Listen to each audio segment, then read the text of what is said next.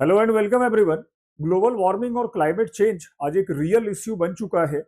लगभग 50% पॉपुलेशन दुनिया में आज वाटर स्ट्रेस का सामना कर रही है।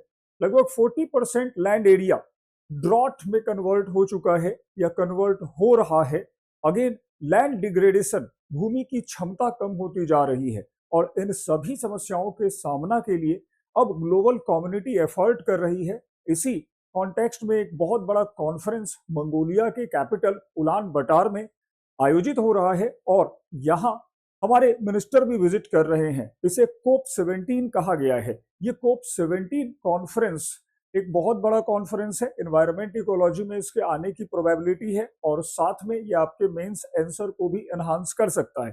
समझते हैं पूरा मामला क्या है। तो इस पूरे सेशन में जो कोप 17 कॉन्फ्रेंस है मंगोलिया के उलान बटार में आयोजित हो रहा है और इंडिया ने यहां पर अपना पहला ग्रासलैंड का गाइड पब्लिश किया और साथ में अपने कमिटमेंट को भी रखा है कि हम यहां पर ग्लोबल कम्युनिटी के साथ मिलकर ड्रॉट का चैलेंज करेंगे। तो इस कॉन्फ्रेंस में इंडिया के मिनिस्टर भूपेंद्र यादव हमारे यूनियन एनवायरमेंट मिनिस्टर हैं।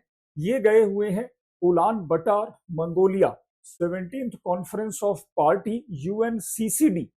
ये यूएनसीसीडी का है, मतलब डिजास्टर से रिलेटेड कॉन्फ्रेंस हो रहा है और यहाँ पर इन्होंने ऑफिशियली ये कहा है कि ड्रॉट एक डेवलपमेंट का चैलेंज है, सूखा विकास की एक समस्या है। क्योंकि सूखा के कारण केवल पानी की कमी नहीं हो रही है बल्कि इससे कृषि भी प्रभावित होगा, इससे इंडस्ट्री पर भी इम्पैक्ट आएंगे और ये कभी कभार होने वाली घटना नहीं है बल्कि विकास की एक निर्णायक चुनौती है। जहां कहीं भी ड्रॉट आएंगे, लोग माइग्रेट करेंगे, कृषि खराब होगा, इंडस्ट्री हैम्पर होगा, ओवरऑल जो पर कैपिटा इनकम है वो गिरेगा, अनएम्प्लॉयमेंट आएगी और पॉवर्टी दिखेगी। तो एक बहुत बड़ा प्रॉब्लम है सूखा, जिसे इन्होंने यहाँ पर एक्सेप्ट किया। अब जानते हैं कि ये यूसी यूएनसीसीडी 17 क्या है।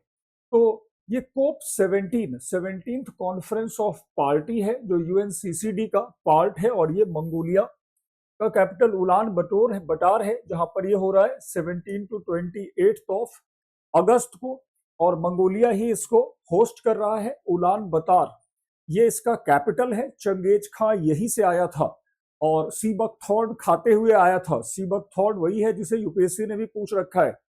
17 to 28 ऑफ अगस्त को ये कंडक्ट हो रहा है।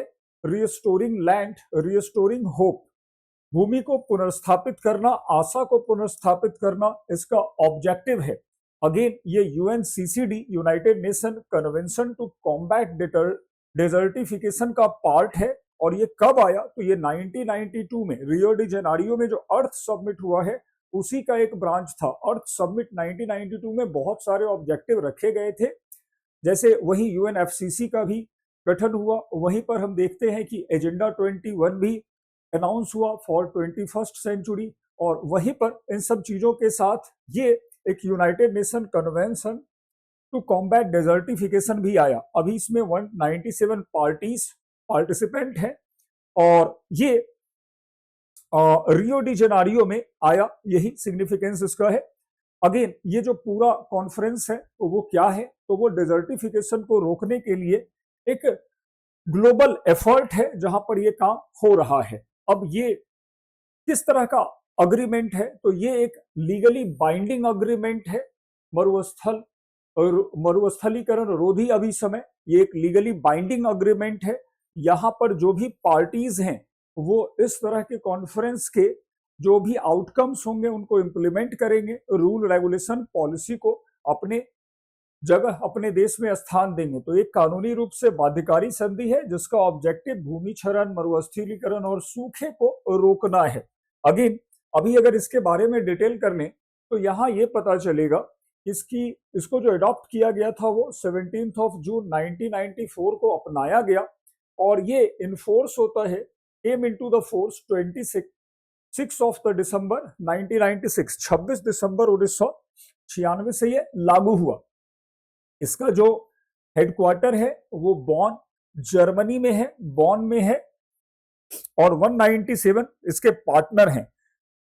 हर वर्ष 17 जून 17 ऑफ जून को World Day to Combat Desertification and Drought को सेलिब्रेट किया जाता है। मरुस्थलीकरण रोध दिवस 17 जून को मनाया जाता है। ये वीवीआई पॉइंट है, इसे ध्यान में रखेंगे बच्चों।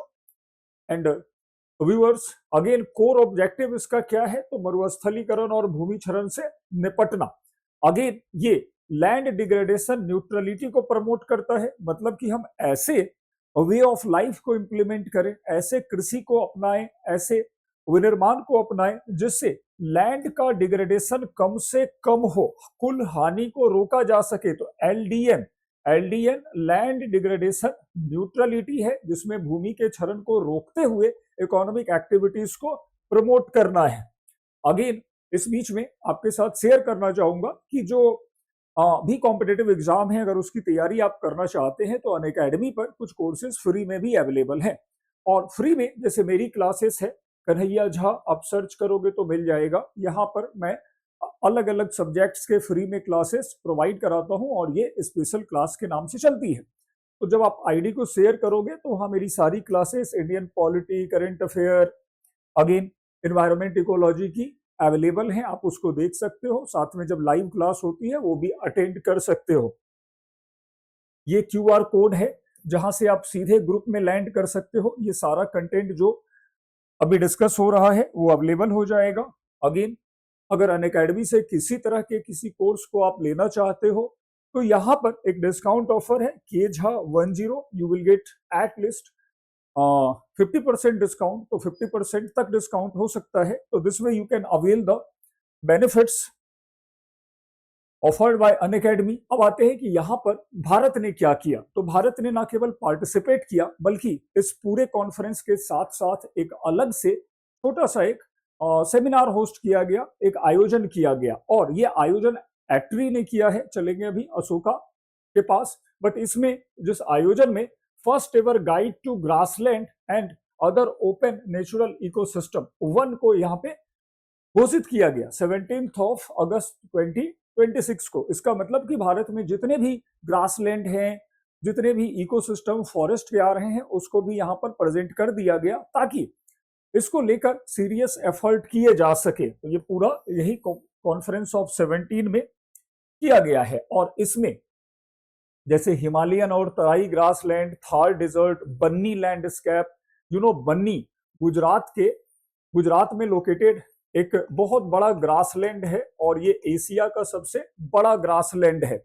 Again Deccan savanna, rocky plateau, बीहर, रवीन्स, स्कर्बलैंड, झारी क्षेत्र, तटीय परिस्थिति, सारी चीजों को यहाँ पर इंडिया ने अनाउंस किया। और ये बहुत क्लियर है कि अब गवर्नमेंट इनको और सीरियसली प्रोटेक्ट और प्रिजर्व करेगी। यहीं पर ये जो पूरा इंडिया का ग्रासलैंड मैप अनाउंस हुआ है, गाइड अनाउंस हुआ है, ये एक अलग से ऑर्गेनाइज किया गया कॉन्फ्रेंस था जहां पर एट्री ने ऑर्गेनाइज किया।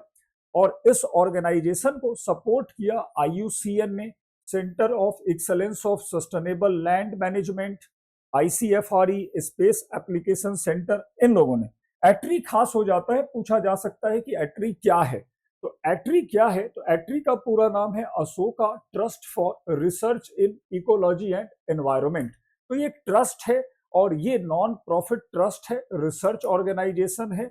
ये रिसर्च ऑर्गेनाइजेशन बायोडायवर्सिटी पर रिसर्च करता है, प्रोटेक्शन के लिए काम करता है और इस तरह से इंडिया में इसका काम एनवायरमेंट के सेक्टर में बहुत रिमार्केबल है, बहुत ज्यादा है। तो इस तरह से ये पूरा कोप 17 का कॉन्फ्रेंस उलान बटार मंगोलिया में हुआ। अब वर्ल्ड कम्युनिटी डेडिकेट होकर, कमिटेड होकर डिजर्टिफिकेशन को रोकेगी, जिसका इम्पैक्ट कहीं ना कहीं 50% पॉपुलेशन पर इन फ्यूचर पड़ेगा। हालांकि इसमें कई सारे प्रॉब्लम्स भी हैं, इन सब चीजों के लिए टेक्नोलॉजी की जरूरत होती है, रिसर्च की जरूरत होगी, फंड की जरूरत होगी। डेवलपिंग कंट्री अभी इसको सफर कर रहे हैं, इतना फंड, इतना कैपेसिटी नहीं है।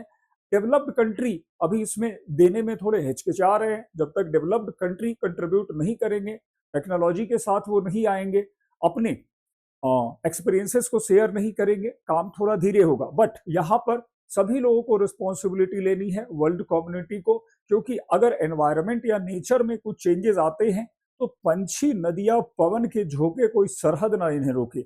अगर दिक्कत होगी तो सबके लिए होगी, ये कॉमन प्रॉब्लम है, पूरे दुनिया को समझना चाहिए और कॉपरेट करें कैसे हम फॉरेस्ट एरिया को, बायोडाइवर्सिटी को बचा सकते हैं। तो इन्हीं बातों के साथ सेशन को एंड कर रहा हूं और इस कंटेंट को संभाल के रखें, एग्जाम में आने की प्रोबेबिलिटी बहुत ज्यादा है। All the best all of you.